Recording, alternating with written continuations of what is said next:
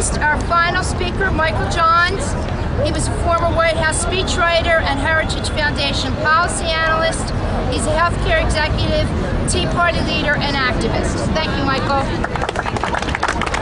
Thank you all very much. Feel free to come on in because I know we're a little tight on audio.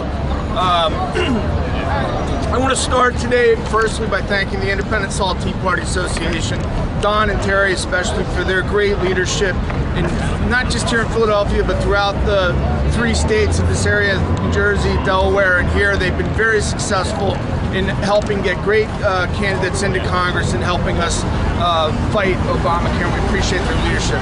I want to thank Congressman Mike Fitzpatrick, obviously, for taking the time to be here, for all the congressional and Senate candidates also for their support of this issue. We gather here today, 2 years after the passage of Obamacare, what some might consider a somewhat unusual time. We are here today, I think, to issue some reminders about the absolute horrific state of this legislation, how flawed it is, how fundamentally flawed it is, and then also about some of this Tea Party movement's victories, because this Tea Party movement has been at the core of holding Obamacare at bay. First, what has the Tea Party movement accomplished over these past 2 years with Obamacare? Well, let's start with the first obvious fact that we fired Nancy Pelosi. Remember when she somewhat arrogantly walked back to her congressional office with that big gavel in her hand, having stuck it to the American people who opposed that legislation? She no longer holds that gavel, and she no longer holds that gavel because, I believe, of this Tea Party movement and its vibrancy and its strength and its passion.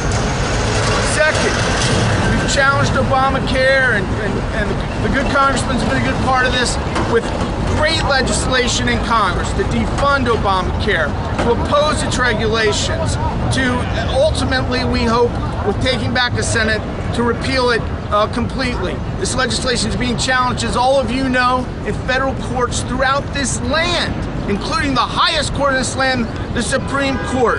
That too is a tribute to this Tea Party movement that has been behind this litigation designed to resist Obamacare's unconstitutional provisions. I have brief time, so just let me try to summarize very quickly what is a hugely complex issue, but on which there is a very black and white solution, and that is that this is bad legislation. It was sold to us with misconceptions, with distortions, and with outright lies.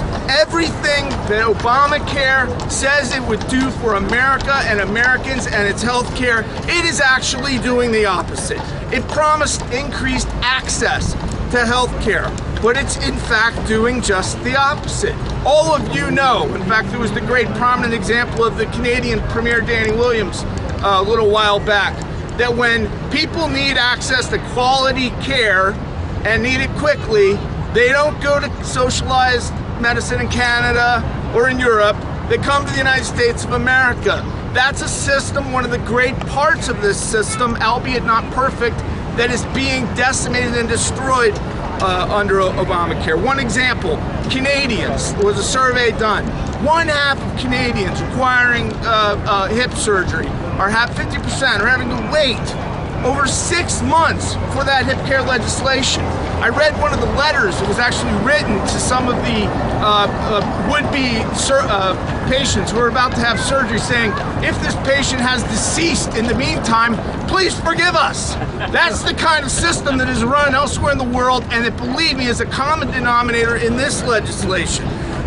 Under that same survey, in no U.S. hospital in the United States has any patient for a hip replacement had to wait that duration of time. There are benefits to this system that need to be protected, and part of that is this fact that health care insurance means nothing if it does not mean access to quality care and expeditious access to that care. They promised us, didn't they, that Nancy Pelosi said, look, pass the bill. Famously, we all know this. Pass the bill to know what's in it. 2 things have happened since then. Number one, the more the American people have learned, as Terry correctly pointed out in her introduction, the more they dislike this legislation. The more we learn about it, the more we dislike it. It's going to be at the core of this presidential campaign. Second is we still really don't know what's all in it. In this 2,000 pages, a lot of which has nothing to even do with healthcare, is a lot of legalese that companies and state governments have been pleading with this administration. Please explain to us what it means. We're not fighting it. We want to comply with it. Explain it. This administration cannot answer the fundamental questions on Obamacare. They promised us next, didn't they, that costs would come down. Costs would come down, President Obama said. All right, what are the facts? Let me just give you one example.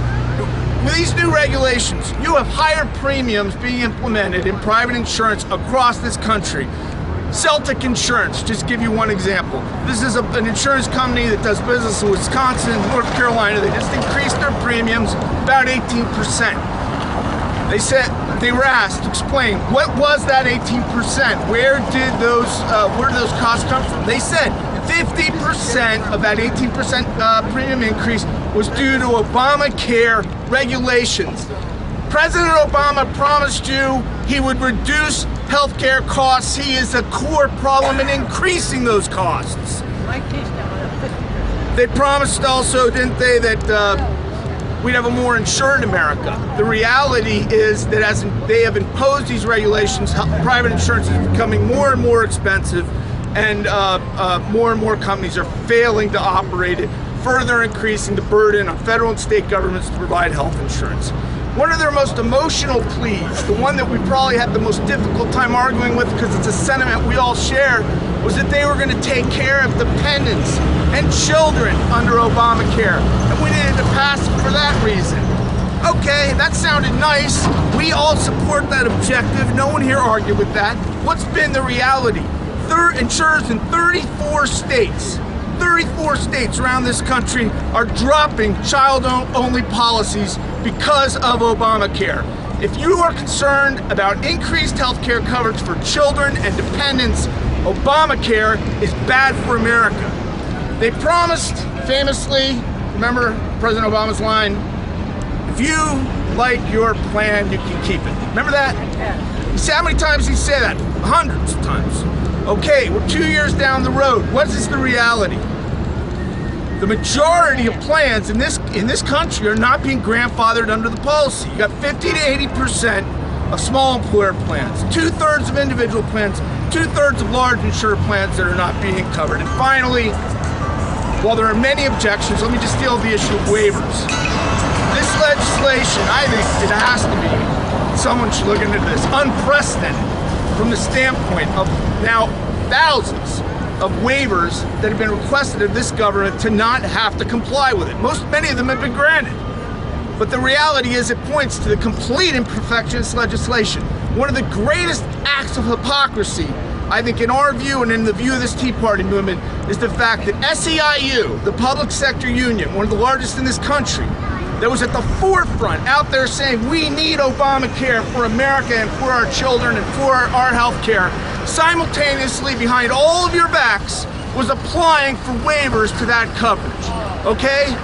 This legislation is about politics, it is about big government, and it is about control. It is not about health care. Let me just conclude by saying, as I know that is shared by all speakers today and by this great organization, this Tea Party movement has Obamacare up against the wall and on the defense. We've taken back the House of Representatives. We're committed to taking back the United States Senate for some great candidates here today. We're committed to supporting the president in 2012. Inevitably, the GOP nominee, whoever it is, in my view, is going to be clear-cut on the issue that Obamacare has to go. There's one final point, and that is, this issue has mostly been about a different vision, clashing visions for the future of our country, but it's not just about that. This issue is in federal courts and it is in the Supreme Court of the United States for a reason. And that is that even if you reject every fact that I've laid out, every argument against Obamacare that I've laid out, every argument that this Tea Party movement has laid out against Obamacare, there is nothing in the United States Constitution that allows the federal government of this country to require citizens to purchase a product or service that they do not want. Not maybe, not sorta, not let's have a hearing or a discussion. It is not permitted, and there is everything in our Constitution, starting with the 10th Amendment, that reserves those rights to the states or the people. And this is not just a policy matter, this is an issue of law. And I think I commend the Tea Party movement across this country, this great organization, and all of you for recognizing that fact as well. And thanks for all of your good support. Bravo.